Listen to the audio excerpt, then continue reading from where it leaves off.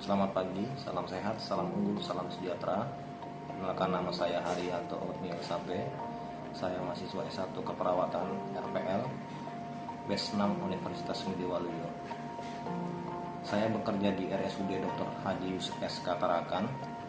Unit tempat kerja di ruang kateterisasi jantung. Lama bekerja sudah kurang lebih 1 tahun 4 bulan. Dua nilai dasar falsafah keperawatan itu adalah pandangan bahwa manusia itu holistik dan perlunya menjunjung tinggi martabat serta keadilan dalam pelayanan. Nilai holistik berarti pasien dilihat sebagai manusia utuh dengan kebutuhan biologis, psikologis, sosial, dan spiritual yang harus dipenuhi secara komprehensif. Sementara nilai martabat dan keadilan menegaskan hak setiap orang untuk mendapatkan perawatan tanpa memandang perbedaan. Yang pertama, manusia sebagai makhluk holistik. Ini artinya kebutuhannya menyeluruh. Pasien dipandang memiliki kebutuhan yang saling terkait, tidak hanya secara fisik, tapi juga mental, emosional, sosial, dan spiritual. Dan ada juga asuhan keperawatan komprehensif, di mana perawat harus memberikan perawatan yang menyeluruh untuk memenuhi semua aspek kebutuhan ini secara terintegrasi. Dan yang kedua, menjunjung tinggi martabat dan keadilan, di mana kita tidak membeda-bedakan. Setiap pasien itu berhak mendapatkan perawatan yang sama tanpa diskriminasi berdasarkan suku, agama, status sosial, ekonomi, usia, jenis kelamin, dan lain-lainnya. Yang kedua, menghormati martabat, di mana perawat harus menghargai dan menghormati setiap individu sebagai pribadi yang memiliki martabat. Yang ketiga, menjunjung keadilan, di mana prinsip keadilan menjadi landasan dalam memberikan pelayanan, memastikan setiap orang mendapatkan kesempatan yang sama untuk perawatan kesehatan. Dan yang ada pun jabaran spesifik tentang 4 konsep utama paradigma keperawatan di tempat saya bekerja. Yang pertama, dalam ruang kateterisasi yaitu 1. Manusia atau pasien itu sendiri ataupun klien. Konsepnya adalah merujuk pada individu, keluarga, ataupun komunitas yang menerima asuhan keperawatan. Nah, fokus kita di sini adalah pada keunikan manusia dengan dimensi biologisnya, psikologis, sosial, spiritual, dan budaya yang utuh. Untuk dalam ruang kateterisasi sendiri, perawat memandang pasien sebagai individu yang mengalami kecemasan. Umumnya terjadi pada prosedur invasif seperti kateterisasi jantung, ketidaknyamanan fisik, dan kebutuhan informasi yang spesifik. Asuhan keperawatan diberikan secara holistik, tidak hanya berfokus pada kondisi jantungnya, tapi juga pada dukungan emosional, spiritual, dan sosial pasien serta keluarganya. Yang kedua adalah kesehatan. Nah, konsepnya adalah merupakan kondisi kesejahteraan dinamis yang bervariasi sepanjang rentang sehat sakit dan didefinisikan berdasarkan persepsi klien. Nah, dalam ruang kateterisasi sendiri, itu perawatnya berfokus pada pemulihan dan pemeliharaan tingkat kesehatan optimal pasien. Ini mencakup tidak hanya hasil medis dari prosedur kateterisasi, yaitu diagnosis dan penanganan penyakit jantung koroner, tetapi juga kualitas hidup pasien secara keseluruhan, termasuk pemahaman pasien tentang kondisi mereka, manajemen gejala, pencegahan faktor risiko di masa depan. Nah, yang ketiga itu adalah lingkungan, di mana lingkungan ini mencakup faktor internal dan eksternal yang mempengaruhi pasien, termasuk interaksi sosial, lingkungan fisik di sekitar pasien. Nah, dalam ruang kateterisasi jantung, lingkungan fisik ruangan kateterisasi jantung yang steril. Yang kedua, penuh peralatan medis yang berteknologi tinggi dan bertekanan tinggi yang dapat mempengaruhi kecemasan pasien dan kualitas perawatan. Perawat di sini bertanggung jawab untuk menciptakan lingkungan yang nyaman, aman, dan sportif, termasuk mengelola interaksi pasien dengan tenaga kesehatan lain, memastikan privasi serta ketenangan untuk meminimalkan stres dan mengoptimalkan hasil prosedur. Yang keempat adalah keperawatan. Konsepnya adalah merujuk pada peran perawat dalam menerapkan pengetahuan, keterampilan, dan intervensi untuk memfasilitasi kesehatan pasien dan kesejahteraan pasien. Ini mencakup semua tindakan yang perawat lakukan atas nama atau bersama pasien. Nah, dalam ruang kateterisasi jantung sendiri, di sini perawat melibatkan dalam mempersiapkan pasien sebelum prosedur, memantau tanda-tanda vitalnya secara cermat selama prosedur, membantu dokter memberikan perawatan pasca prosedur, memberikan pendidikan kesehatan yang komprehensif.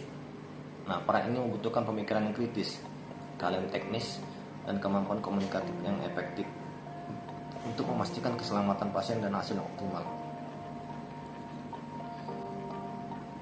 Kemudian yang ketiga, grand teori yang paling menonjol diterapkan di ruang kateterisasi jantung adalah teori defisit perawatan diri atau self-care deficit theory dari Dorothea Oren. Teori ini sangat relevan karena berfokus pada kemampuan pasien untuk melakukan perawatan diri mereka sendiri dan peran perawat dalam membantu memenuhi kebutuhan tersebut ketika pasien mengalami keterbatasan. Berikut adalah penjelasan mengenai penerapan teori ini di ruang kateterisasi jantung.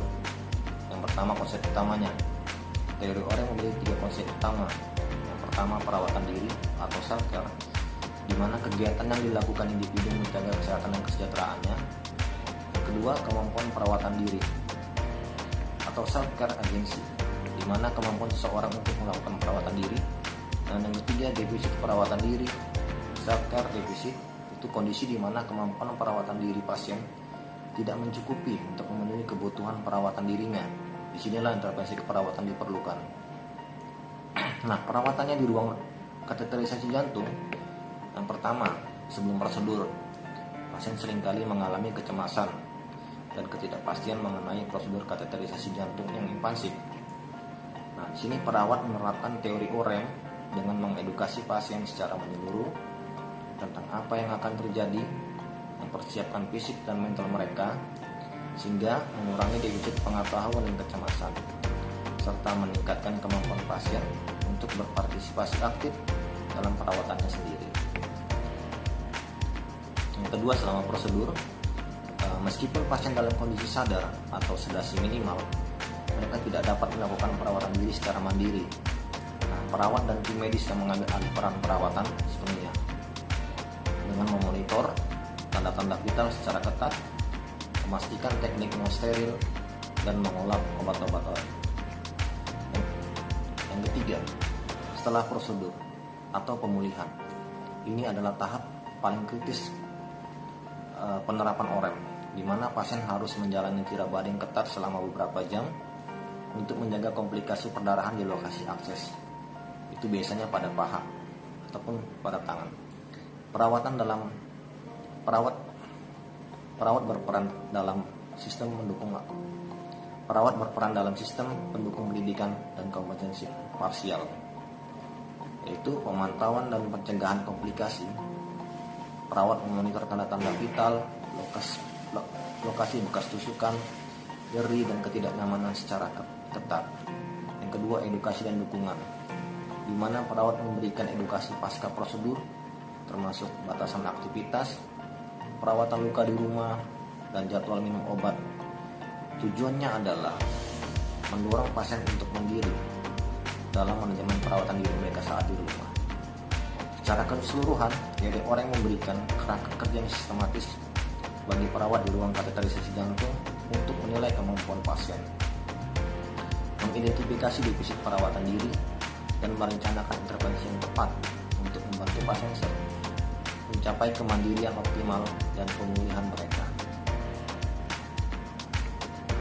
Two middle range teori yang sering digunakan dalam ruang kateterisasi jantung adalah teori kenyamanan, yaitu comfort theory oleh Kathleen Kolkaba, dan teori ketidakpastian dalam penyakit, yaitu uncertainty in illness theory oleh Merlin Missel. Adapun penjelasannya, yang pertama teori kenyamanan atau comfort theory oleh Kathleen Kolkaba. Teori ini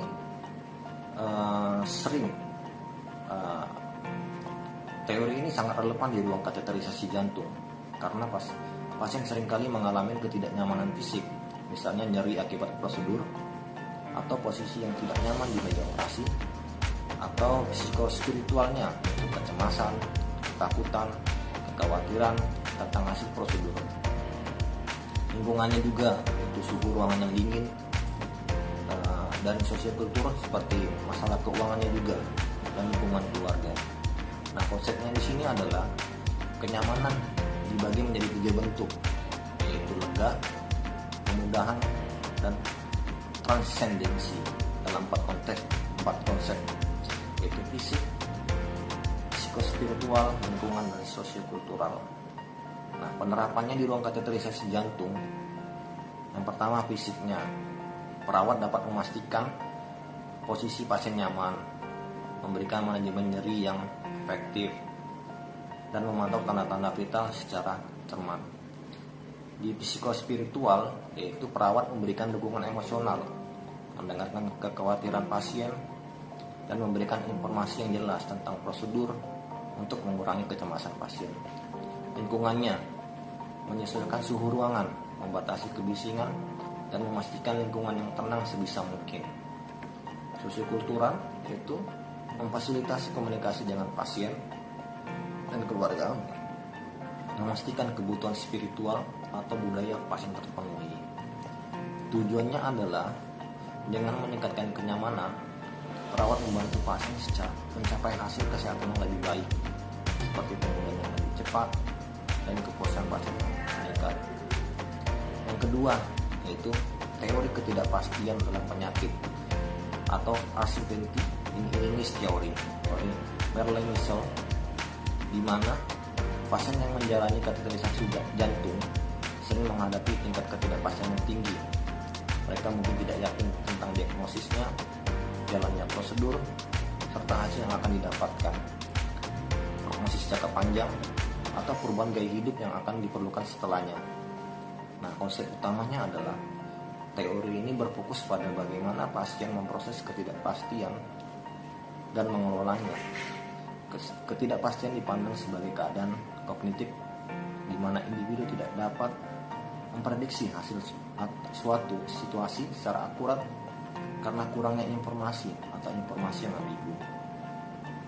Nah, penerapannya di ruang kateterisasi jantung, yang pertama adalah perawat sebagai pemberi informasi, di mana perawat dapat memberikan informasi yang konsisten dan jelas, yaitu sebelum, selama, dan setelah prosedur untuk mengurangi ambiguitas.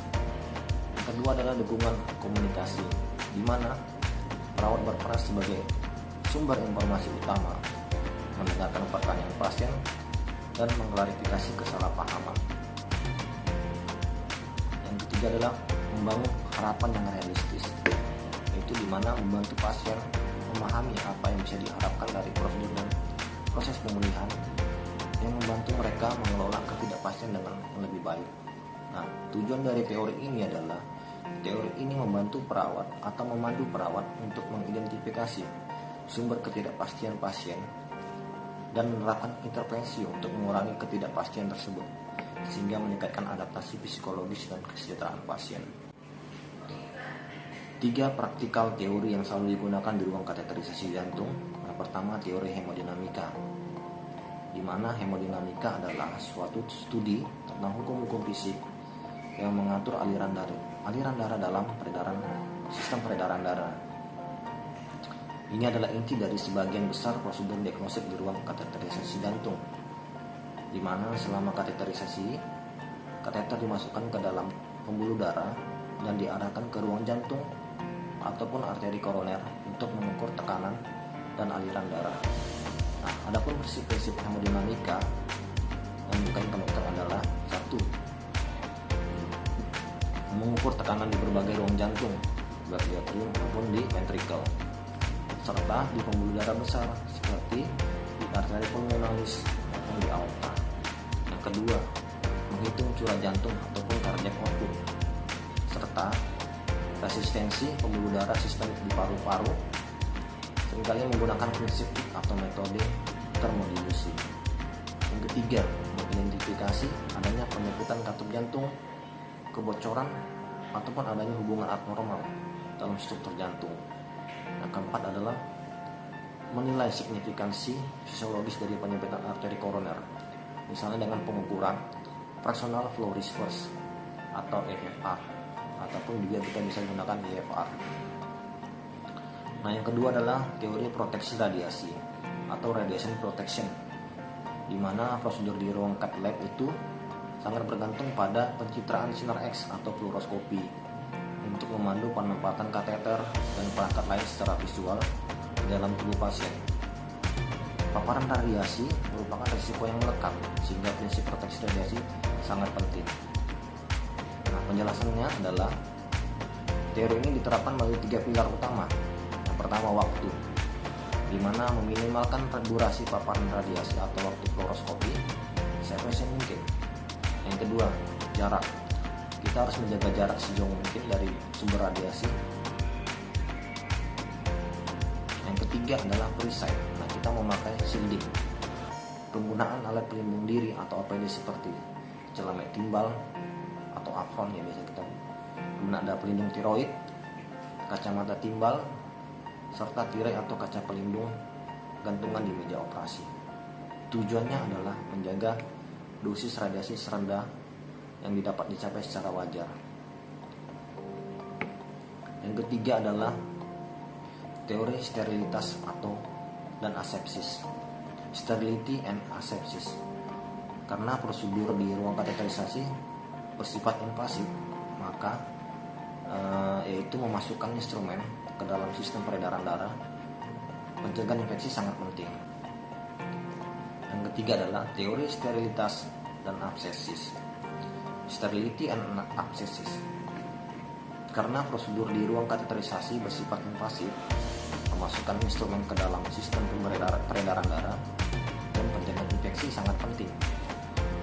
Cath lab adalah lingkungan yang dikontrol ketat, yang dibagi menjadi zona-zona untuk memastikan sterilitas. Yang pertama, teknik aseptik ketat, yaitu prosedur dilakukan di ruang operasi yang steril dengan personel medis menggunakan pakaian beda lengkap, ada masker, topi, sarung tangan steril, dan gaun yang steril. Yang kedua adalah pembersihan kulit, yaitu area akses kateter. Biasanya pergelangan tangan atau pangkalan atau di sekitar pangkal paha itu dibersihkan secara menyeluruh dengan desinfektan sebelum prosedur dimulai. Dan yang ketiga adalah peralatan sekali pakai atau steril, yaitu penggunaan kateter, wire atau kawat panduan, dan peralatan lain yang disterilkan atau sekali pakai untuk mencegah kontaminasi silang dan infeksi kepada pasien. Baik, terima kasih. Itu bisa saya sampaikan. Salam sehat, salam unggul, salam sejahtera buat kita semua.